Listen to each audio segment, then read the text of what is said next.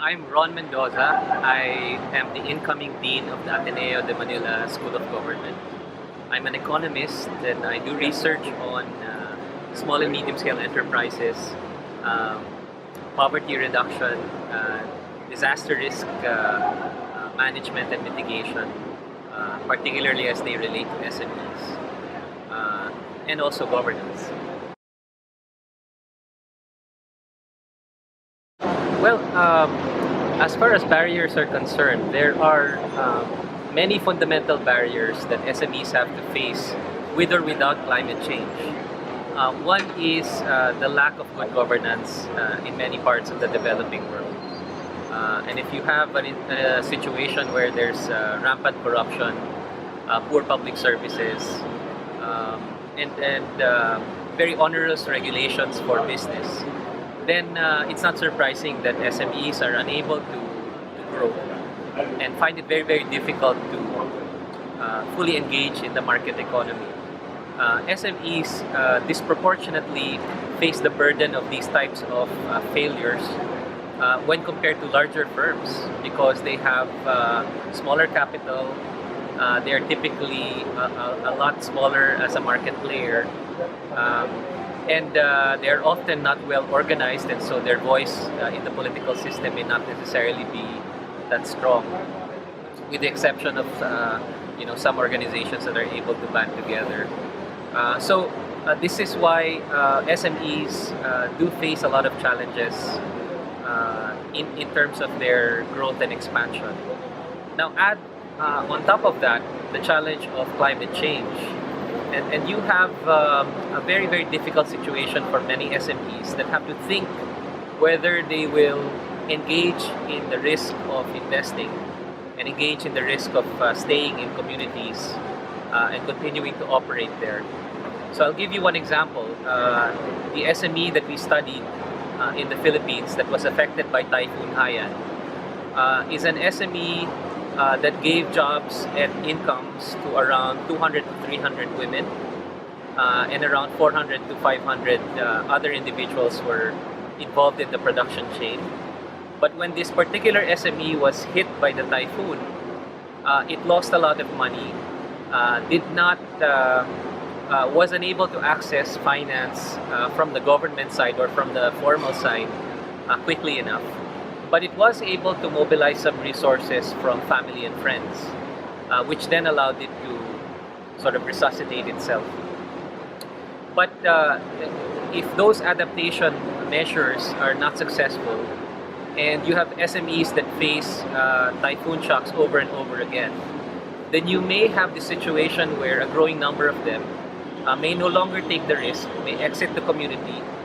You may have a situation where entire communities are hollowed out of their entrepreneurs, which then robs you of the innovative capability of communities to produce products that they can sell, products that they can potentially sell to bigger markets such as export markets, and opportunities for creating jobs, which is ultimately the key to true resilience, is poverty reduction, job creation, and building a community that is not necessarily as vulnerable as they are when there are no jobs and when poverty is rampant.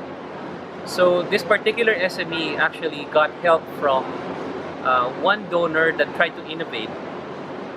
The donor is Global Communities, and it had it in its mind. It's not a big donor.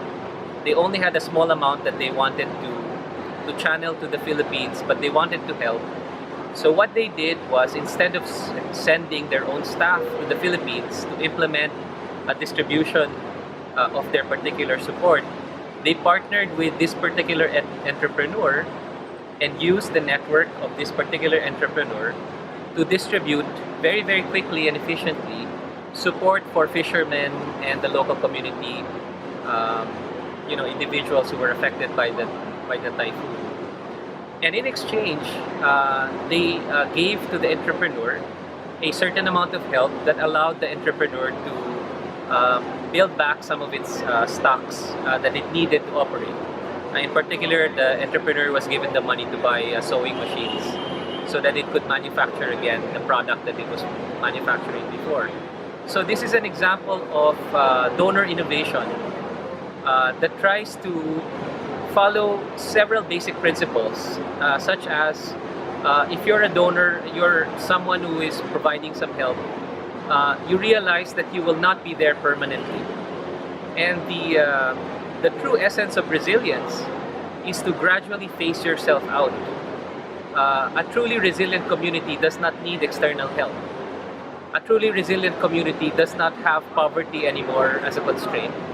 And a truly resilient community has strong firms that can continue to create jobs and increase incomes and compete even with climate change. So this is one of the donors that actually thought about these challenging questions. And I think there's a lot to learn from its effort, although it was small, to try and see itself in that transformation of this community.